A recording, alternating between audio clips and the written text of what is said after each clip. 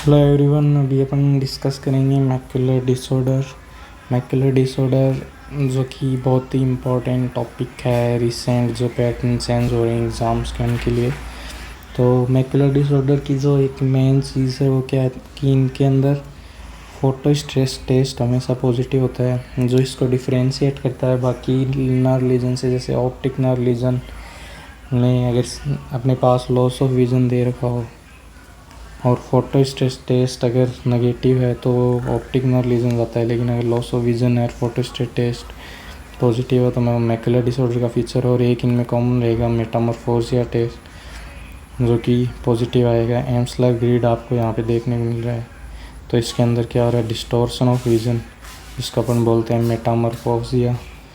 तो ये distortion of vision में सब में देखने को मिलेगा जितने भी अपन पढ़ेंगे आगे। तो सबसे पहला अपन पढ़ेंगे वो है central serous retinopathy. Central serous retinopathy क्या है कि ये यंग मेंस की दिक्कत होती है, जो कि टाइप ए पर्सनैलिटी है मेन। तो जो स्टेरॉइड्स यूज़ करते हैं, जिन रिस्क फैक्टर क्यूसिंग भी और एच पाइलोरी भी है। इसके अंदर क्या होता है कि जो आउटर रेटाइनल ब्लड बैरियर है वो ब्रीच हो जाता है। इसके कारण क्या होता है, सब रेटाइनल फ्लूइड कलेक्शन हो जाता है और सेलो रेटाइनल डिटेचमेंट अपने को देखने को मिलती है। अब इसके अंदर जो सबसे मोस्ट कॉमन, जो सबसे ज़्यादा लेयर इफेक्टेड होती है रेटाइना की, वो होती है रेटाइनल पिगमेंट एपिथेलियम।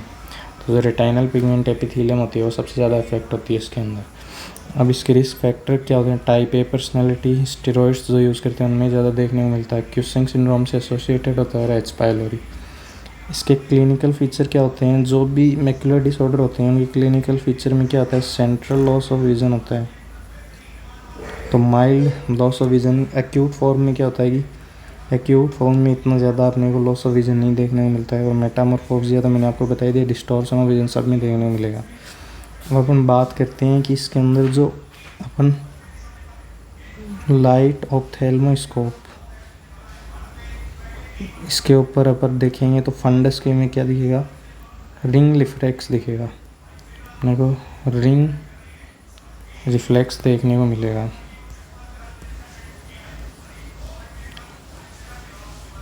ये जो रिंग रिफ्लेक्स है ये क्यों देखने को मिला है, जो सेलो रेटाइनल डिटेचमेंट है इसके कारण। और इन रिंग रिफ्लेक्स के कारण क्या होता है, सेंट्रल लॉस ऑफ विजन होता है। ये जो सेंट्रल लॉस ऑफ विजन है ये मैक्युला के पास जो रिंग रिफ्लेक्स है इसके कारण है। तो सेंट्रल लॉस ऑफ विजन भी इसके कारण ही होता है। अपन अगर बात करें ओसीटी के अंदर अपने को क्या देखने को मिलेगा, तो सेलो रेटाइनल डिटेचमेंट अपने को देखने को मिलेगी ओसीटी के अंदर। क्यों हो रही है, सब रेटाइनल फ्लूइड कलेक्शन के कारण, जो कि आरपी का इफेक्ट होता है। और बात करते हैं कि फंडस फ्लोरेसेंट एंजियोग्राफी एफएफए पर क्या फाइंडिंग मिलेगी। एफएफए पर इसकी क्या होती है कि कैरेक्टरिस्टिक फाइंडिंग होती है। इसको अपन बोलते हैं, एक तो ये जो अम्ब्रेला शेप अपने को दिख रही है, या फिर इसको स्मोक स्टैक पैटर्न भी बोलते हैं। वो इसकी कैरेक्टरिस्टिक है सीएसआर की, सेंट्रल सीरस रेटाइनोपैथी की स्मोक स्टैक पैटर्न अपने को देखने को मिलता है इसके अंदर। और दूसरा इंक ब्लॉट पैटर्न, जैसे स्याही हो, इंक ब्लॉट पैटर्न अपने को देखने को मिलता है। अब इसके ट्रीटमेंट की तरफ अगर आए तो जो एक्यूट फॉर्म होती है वो सेल्फ लिमिटिंग होती है, अपने कोई ट्रीटमेंट की ज़रूरत नहीं होती। लेकिन क्रॉनिक में क्या होता है कि जो लॉस ऑफ विजन है वो परमानेंट हो जाता है और लॉस ऑफ विजन ज़्यादा हो जाता है, रेटाइनल डिटेचमेंट की भी ज़्यादा चांसेस रहते हैं। तो इसके अंदर अपने को थेरेपी यूज़ करनी पड़ती है, फोटोडायनेमिक थेरेपी अपन जनरली यूज़ करते हैं, जिसके अंदर अपन वर्टिपोरफोरिन डायोड का यूज़ करते हैं। इतना ही अपने को जानना बहुत है। सेंट्रल सीरस रेटाइनोपैथी सारे क्वेश्चन हो जाएंगे, क्योंकि इसके अंदर ये अपने को याद रखना है, इंक ब्लॉट पैटर्न होता है, स्मोक स्टैक पैटर्न होता है, कि रिस्क फैक्टर क्या होते हैं, टाइप ए वगैरह। बाकी जो कॉमन है मेटामॉर्फोसिस या फोटो स्ट्रेस टेस्ट हो गए, outer retinal blood barrier breach होता है, मोस्ट कॉमन लेयर कौन सी इफेक्ट होती है, आरपी और सेलो डिटेचमेंट अपने को देखने को मिलता है। ये क्या होती है, एक्यूट फॉर्म होती है जो जनरली सेल्फ लिमिटिंग होती है। सो गाइस, अगला अपना टॉपिक है मैक्युलर डिसऑर्डर में सिस्टोइड मैक्युलर एडिमा, जो कि एक हॉट टॉपिक है। सिस्टोइड मैक्युलर एडिमा के अंदर क्या होता है, जो अपन ने इससे पहले पढ़ा है सेंट्रल सीरस रेटाइनोपैथी, उसमें होती है आउटर ब्लड बैरियर ब्रीच होता है। इसके अंदर क्या होता है, इनर रेटाइनल बैरियर ब्रीच होता है। उसके अंदर अपने पास थी रेटाइनल पिगमेंट एपिथेलियम, इसके अंदर अपने पास होती है आउटर प्लेक्सिफॉर्म लेयर। तो इसके अंदर अगर ब्रीच होता है तो फ्लूइड तो इकट्ठा हो गई, तो ये जो फ्लूइड होता है ये क्या होता है अपने सिस्टिक फ्लूइड फील्ड लीजन देखने को मिलते हैं ओसीटी के अंदर। ये मैं आगे भी बताऊंगा, लेकिन अभी के लिए ये है कि फ्लूइड जो इकट्ठा होता है वो क्या होता है सिस्टिक फ्लूइड, सिस्ट के फॉर्म में इकट्ठा होता है आउटर फ्लेक्सिफॉर्म लेयर में। अब इसके जो कोज हैं वो अपने को ध्यान रखने हैं। इसकी निमोनिक है कोज की run pride, आर्सिस most common sub जगह मिलेगा, रेटिनाइटिस पिगमेंटोसा, यू से यूवियाइटिस जो कि इंटरमीडिएट हो सकता है, पोस्टीरियर हो सकता है। नियासिन के यूज से भी अपने को देखने को मिलता है सिस्टोइड मैकुलर एडिमा। प्रोस्टाग्लैंडिन ये करता है retinal well occlusion. Irwin Gass syndrome जो कि क्या होता है पोस्ट कैटरेक्ट सर्जरी के बाद अपने को देखने को मिलता है। डायबिटिक रेटाइनोपैथी भी इसका रिस्क फैक्टर है। और एपिनेफ्रिन जो अपन यूज़ करते हैं एफेकिया में, ये भी इसका रिस्क फैक्टर है। तो ये आपको निमोनिक याद रखनी है। Run pride, R for retinitis pigmentosa, U for uveitis, N for niacin, P for Paget's, R for retinal vein occlusion, I for Irvine Gass syndrome, D for diabetic retinopathy, E for epinephrine. अब इसके अंदर जो feature है वो वही होंगे, loss of vision, मेटामॉर्फोसिया जो अपने को देखने को मिलते हैं बाकी सब में। इसके ट्रीटमेंट में अपन क्या देते हैं, इंट्राविट्रियल स्टेरॉइड्स, तो ये इसका ट्रीटमेंट हो गया। और इसकी जो ओसीटी अपन करते हैं तो उसके अंदर हम सिस्टिक फ्लूइड फील्ड लीजन देखने को मिलते हैं। और इसके एफएफए में कैरेक्टरिस्टिक लीजन देखने को मिलता है अपने को, ये है फ्लोअर पिटल अपीयरेंस। फ्लोअर पिटल अपीयरेंस अपने को देखने को मिलती है क्योंकि इसके अंदर जो आउटर प्लेक्सिफॉर्म लेयर होती है मैक्यूला के पास, जो मैक्यूला है वहाँ पे आउटर प्लेक्सिफॉर्म लेयर होती है ना, वो रेडियली अरेंज होती है। तो अगर रेडियली अरेंज होगी तो फ्लूइड भी रेडियली अरेंज होगा। तो जो फ्लूइड अपने वो कैसी देता है, फ्लोअर पिटल अपीयरेंस देता है। तो ये अपना हो जाता है सिस्टोइड मैक्युलर एडिमा। अपने 2 टॉपिक कवर कर लिए हैं, सीरस से central serous retinopathy, cystoid macular oedema. ये अपने पास 2 टॉपिक अपने कवर हो चुके हैं। सो गाइस अगला अपना टॉपिक है इसके अंदर age related macular degeneration. Age related macular degeneration के अंदर क्या होता है, जो मैक्युलर चेंजेस हैं वो इरिवर्सिबल होते जाते हैं एज के साथ साथ। तो अपने को यहाँ पे इरिवर्सिबल लॉस ऑफ विजन देखने को मिलता है। ये क्या होता है 6th डिकेड ऑफ लाइफ से स्टार्ट होता है। ये एज रिलेटेड फिनोमिना ही है, ऐसे प्रेसबायोपिया वगैरह है। तो ये 2 टाइप का होता है मेनली, ड्राई ARMD और वेट ARMD। इसके ट्रीटमेंट में भी डिफरेंस आएगा, इसकी फाइंडिंग्स में भी डिफरेंस आएगा। ड्राई ARMD के अंदर आपको ये येलोइश स्पॉट देखने को मिलते हैं। ये जो येलोइश स्पॉट है मैकुला पे, इनको अपन बोलते हैं ड्रूजन डिपॉजिट्स। इनको अपन बोलते हैं ड्रूजन डिपॉजिट्स, जो कि क्या अपने को early stages of dry ARMD में देखने को मिलते हैं। अर्ली स्टेज में अगर इनको अपने यहाँ ट्रीट नहीं किया, वैसे तो ये ट्रीट होती नहीं है, तो ये आगे प्रोग्रेस कर जाएगा। ये आपको देखने को मिल रही है जियोग्राफिकल एट्रोफी में। तो फंडस पे आपको लेटर स्टेज में ये जियोग्राफिकल एट्रोफी देखने को मिलेगी। ये क्या होती है, अपनी ड्राई ARMD से रिलेटेड जो फंडस फाइंडिंग है ये अपने को देखने को मिलती है। वेट ARMD में क्या होता है, अर्ली में तो रेटाइनल पिगमेंट एपिथेलियम क्या होती है, अफेक्ट होती है। तो रेटाइनल पिगमेंट एपिथेलियम की डिटेचमेंट अपने को देखने को मिलती है। रेटाइनल पिगमेंट एपिथेलियम डिटेचमेंट अपने को देखने को मिलती है वेट ARMD में। लेकिन जब लेटर होगा तो क्या होगा कि जो कोरोइडल न्यू वेस्कुलराइजेशन स्टार्ट हो जाएगा। अब ये जो कोरोइडल न्यू वेस्कुलराइजेशन है ये बढ़ते बढ़ते रेटाइना को भी इन्वॉल्व कर लेगा, तो सब रेटाइनल न्यू वेस्कुलराइजेशन भी हो जाएगा। अब इसके कारण, इस न्यू वेस्कुलराइजेशन के कारण अपने को FFA पर मिलती है वेट ARMD की फाइंडिंग, इस न्यू कोरोइडल न्यू वेस्कुलराइजेशन के कारण। कोरोइडल न्यू वेस्कुलराइजेशन के कारण अपने को लेसी पैटर्न देखने को मिलता है FFA में। ये फाइंडिंग होती है वेट ARMD की, वेट मतलब ब्लड वेसल, ब्लड जो वेट होता है, तो जो भी न्यूवेस्कुलराइजेशन से रिलेटेड चीज़ें होंगी वो वेट ARMD में होंगी। जैसे लेसी पैटर्न देखने को मिला, कोरोइडल न्यूवेस्कुलराइजेशन हुआ, RP डिटेचमेंट हुई। ड्राई के अंदर क्या होंगे, सूखे के अंदर अपने को सिर्फ स्पॉट मिलेंगे। सूखा कहाँ होती है, जियोग्राफिकल एट्रोफी, किसी भी जगह पे, किसी भी भूभाग पे, जियोग्राफिकल एरिया पे एट्रोफी।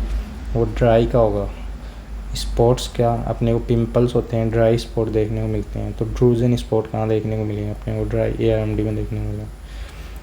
अब दोनों टाइप की में प्रोफाइलैक्सिस क्या होती हैं, ये एंटीऑक्सीडेंट होते हैं नेचुरल, लुटीन और जियाजेंथिन, ये अपन प्रोफाइलैक्सिस में यूज़ करते हैं। जब ड्राई की बात करें तो मैंने आपको बता दिया कि इसके लिए कोई भी इफ़ेक्टिव ट्रीटमेंट अपने पास नहीं है। और अगर अपन वेट के ट्रीटमेंट के लिए देखें तो अगर ये एक्स्ट्रा फोवियल है ARMD, मतलब कि अगर ये 200 माइक्रोमीटर से ज़्यादा डिस्टेंस पे है फोविया से, तो अपन क्या कर सकते हैं, फोटोकोएगुलेट कर सकते हैं। लेकिन जक्स्टा फोवियल है, मतलब 200 माइक्रोमीटर से कम डिस्टेंस पे है, तो अपन लेजर फोटोकोएगुलेट नहीं कर सकते, ये बढ़ा देगा ARMD को। तो इसके अंदर अपने को anti-VEGF बेवासिजुमाब भी यूज़ करना पड़ेगा। तो ये अपना क्या हो जाता है, age related macular degeneration. So guys, अगला अपना टॉपिक है इसके अंदर रेटाइनाइटिस पिगमेंटोसा। आप अपन आ चुके हैं जो डिस्ट्रोफीज़ हैं, मैक्यूलर डिस्ट्रोफी उनकी तरफ। तो रेटाइनाइटिस पिगमेंटोसा के अंदर क्या होता है कि रोड्स और कोन की डिस्ट्रोफी हो जाती है। इनमें मेनली इन्वॉल्व तो रोड्स होती है जो इनिशियली इन्वॉल्व होती है, जो मेनली इन्वॉल्व होती है। तो इसके अंदर रोड्स मेनली इन्वॉल्व होती है। आर फॉर रेटाइनाइटिस पिगमेंटोसा, आर और रोड्स। रोड्स क्या होती हैं, नाइट विज़न के लिए इम्पोर्टेंट होती हैं। तो इसके अंदर जो अपने को पहला फीचर अपने को देखने मिलता है वो होता है निक्टेलोपिया, मतलब लॉस ऑफ नाइट विज़न और इम्पेयर डार्क एडेप्टेशन, क्योंकि रोड्स होती हैं वो डार्क एडेप्टेशन के लिए भी इम्पोर्टेंट होती हैं। तो अपने को इम्पेयर डार्क एडेप्टेशन देखने को मिलता है। अब रेटाइनाइटिस पिगमेंटोसा क्या होता है, ट्राइड होता है, जो अपने को फंडस एग्जामिनेशन पे देखने को मिलता है। इसकी फंडस एग्जामिनेशन कैरेक्टरिस्टिक है। इसके अंदर अपने को क्या देखने को मिलती है, पेल वेक्सी डिस्क देखने को मिलती है, पेल वेक्सी डिस्क देखने को मिलती है। ये जो बोनी स्पिक्यूल देखने को मिलते हैं, ब्लैक पिगमेंटेशन, बोनी स्पिक्यूल्स देखने को मिलते हैं। और ये जो आपको दिख रहा है आर्टीरियल एटेन्यूएशन देखने को मिलता है। तो इसका ट्राइड होता है पेल वेक्सी डिस्क, एटेन्यूएशन ऑफ आर्टरीज, और जो मोस्ट इम्पोर्टेंट है बोनी स्पेक्यूल पिगमेंटेशन। ये देखते ही आप पहचान जाओगे, ये देखो बोनी स्पेक्यूल, ये देखते ही पहचान जाओगे रेटाइनाइटिस पिगमेंटोसा की ये फंडस फाइंडिंग है। इसके अंदर क्लिनिकल फीचर अपन और इन्वेस्टिगेशन करेंगे तो क्या होगा, जो इनिशियली है इसके अंदर रिंग स्कोटोमा देखने को मिलता है। पेरीमेट्री में अपन कोई भी अगर लीजन है विजुअल फील्ड से रिलेटेड तो उसके लिए अपन पेरीमेट्री यूज़ करते हैं। तो पेरीमेट्री में इनिशियली रिंग स्कोटोमा देखने को मिलेगा। जैसे जैसे डिजीज़ प्रोग्रेस करेगी वैसे वैसे विज़न कम हो जाएगा, टनल विज़न बचेगा। अपन ERG देखेंगे तो इसके अंदर रोड्स अफेक्ट हो रही है। रोड से क्या जनरेट होता है, ए वेव। तो इसके अंदर अपने को ए वेव क्या मिलेगी, एब्सेंट मिलेगी। लेकिन लेटर स्टेज में कौन भी अगर इफ़ेक्ट होंगे तो इसके अंदर अपने को बी वेव भी नहीं देखने को मिलेगी। तो ए और बी अपने को इसके अंदर सही से नहीं देखने को मिलेंगी। ए वेव क्या होगी, एब्सेंट होगी जनरली, और बी वेव अगर लेटर स्टेज में ये इन्वॉल्व करता है कॉन्स को तो वो भी देखने को मिलेगी। अब अपन आते हैं इसके सिस्टेमिक एसोसिएशन की तरफ कि रेटाइनाइटिस पिगमेंटोसा की सिस्टेमिक एसोसिएशन क्या होते हैं। तो मोस्ट कॉमन सब जगह सुनते हैं अपन, वो होता है एसर सिंड्रोम। इसमें होता है रेटाइनाइटिस पिगमेंटोसा प्लस डीफनेस। सेकंड अपन बात करते हैं सिंड्रोम की जिसका फैंसी सा नेम है लॉरेंस मून बार्टेट बिडल सिंड्रोम। जिसको मैंने याद कैसे किया है, इसके अंदर रेटाइनाइटिस पिगमेंटोसा के साथ साथ क्या होता है, लॉरेंस से याद करेंगे अपन, लॉरेंस वाइज इसके अंदर पैराप्लेजिया पॉलीडिक्टाइली ये आ जाएगा कि उसके बहुत सारे हाथ हैं और पैराप्लेजिया देखने को मिलता है। मून से क्या होता है, अपने को एक मेंटल रिटार्ड, जो कि बच्चे को अपन इमेजिन करते हैं मून, उसका चेहरा मून जैसा, मेंटल रिटार्ड, ओबीस। तो ये अपन लॉरेंस मून बार्टेट बिडल सिंड्रोम की बात करते हैं। रेप्सम डिजीज़ अपन जब आप बायोकेम पढ़ोगे तो उसके अंदर आएगी, जो अपना बीटा चेन ऑक्सीडेशन है सॉरी हाँ फैटी ऑक्सीडेशन जो होते हैं उनके डिफेक्ट में आएगा। रेफसम डिजीज़ होगी रेटिनाइटिस पिगमेंटोसा के साथ एसोसिएटेड होती है। और जो अगली है केन साइज सिंड्रोम, ये आपको माइटोकॉन्ड्रियल इनहेरिटेंस में देखने को मिलेगा जब आप वहाँ पे देखोगे। ये भी रेटिनाइटिस पिगमेंटोसा के साथ एसोसिएटेड होती है। अब एक अपन इसके ट्रीटमेंट में बात करें तो ट्रीटमेंट क्या होगा इसका, कि जनरली तो कोई भी इफ़ेक्टिव ट्रीटमेंट अपने पास नहीं है रेटिनाइटिस पिगमेंटोसा का, लेकिन जो अपन नई चल रही हैं थ्योरीज़, तो इसके लिए जीन थेरेपी भी अभी ट्रायल्स वगैरह चल रहे हैं जीन थेरेपी के, जो कि क्या होती है adeno virus associated vector based है। ये सब आपको याद रखने की ज़रूरत नहीं है, ये तो मैं ऐसे ही बता रहा हूँ कि ये इसकी ट्रीटमेंट में अभी चल रहे हैं ट्रायल्स।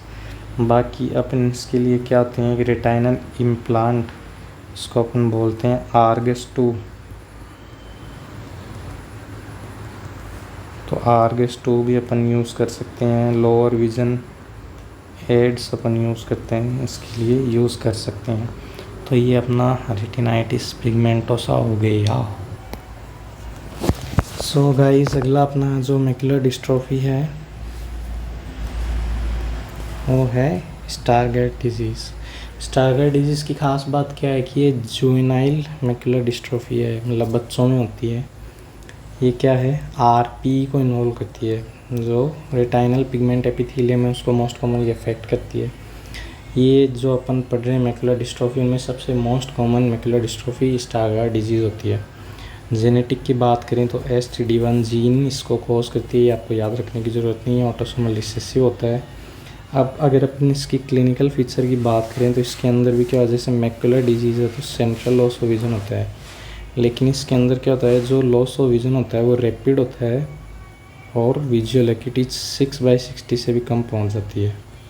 इसके अंदर क्या होता है अपने को डिक्रीज कलर विज़न भी देखने को मिल सकता है। रेटिनाइटिस पिगमेंटोसा की तरह इम्पेयर डार्क एडेप्टेशन भी देखने को मिल सकता है। तो ये इसके क्लिनिकल फीचर हो गई। मैन किस लेयर को अफेक्ट करती है, रेटिनल पिगमेंट एपिथेलियम को। Initially central loss of vision होता है और लॉस ऑफ विज़न बहुत ज़्यादा हो सकता है, रैपिडली 6/60 से कम विज़न हो सकता है, विजुअल एक्यूटी डिक्रीज कर जाती है, कलर विज़न डिक्रीज करता है, इम्पेयर डार्क एडेप्टेशन देखने को मिलती है अपने को। अब इसके अगर अपन फंडस फाइंडिंग देखें कैरेक्टरिस्टिक, तो ये आपको एक यहाँ पे स्नेल अपीयरेंस देखने को मिलेगी। स्नेल जैसा, जैसे कि स्नेल चला हो वैसी अपीयरेंस अपने को देखने को मिलती है इसके अंदर। स्लेन लाइन अपीयरेंस कि जैसे घोंघा चला हो, स्नेल चला हो, वैसी अपीयरेंस आपको यहाँ देखने को मिलेगी, स्नेल लाइन अपीयरेंस। और अगर इसकी एक और फंडस फाइंडिंग की अपन बात करें तो आपको बीटन ब्रॉन्ज अपीयरेंस देखने को मिलेगी।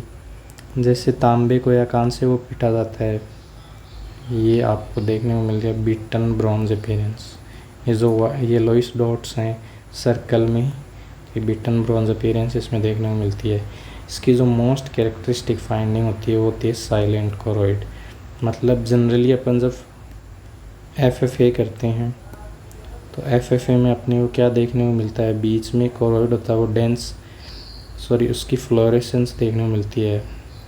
लेकिन इसके अंदर क्या होता है कि जो कोरोइड होता है उसमें लाइपोफ्यूसिन पिगमेंट डिपॉजिट हो जाता है। तो अगर लाइपोफ्यूसिन पिगमेंट डिपॉजिट हो जाता है तो जो कोरोइड की बैकग्राउंड फ्लोरेंस है वो अपने को देखने को नहीं मिलती। तो कोरोइड एक तरह से साइलेंट हो गया। जो नॉर्मली FFA में अपने को बैकग्राउंड फ्लोरेसेंस देखने को मिलती है वो इसके अंदर देखने को नहीं मिलती। तो इसके अंदर देखने को नहीं मिलती, इसको अपन बोलते हैं साइलेंट कोरोइड, जिसका कैरेक्टरिस्टिक फीचर है। क्यों? क्योंकि इसके अंदर कोरोइड में डेंस लाइपोफ्यूसिन पिगमेंट डिपॉजिट हो जाता है। और ये डेंस लाइपोफ्यूसिन पिगमेंट अपने को क्या किस में दिखता है, फंडस ऑटोफ्लोरोसेंस में। तो अगर आप देखेंगे फंडस ऑटोफ्लोरोसेंस में तो आपको ये जो वाइट डॉट्स देखने को मिल रहे हैं, जो ब्राइट डॉट हैं वो सारे क्या हैं, लाइपोफ्यूसिन पिगमेंट है। और ये यहाँ पे अपने को क्या देखने को मिल रहा है, साइलेंट कोरोइड। तो ये इसके कैरेक्टरिस्टिक फीचर होते हैं। और इसका कोई भी अपने पास ट्रीटमेंट डिफाइन नहीं है। अपने को सनलाइट को अवॉइड करना है और विटामिन ए को भी अवॉइड करना है। Avoid vitamin A, Y?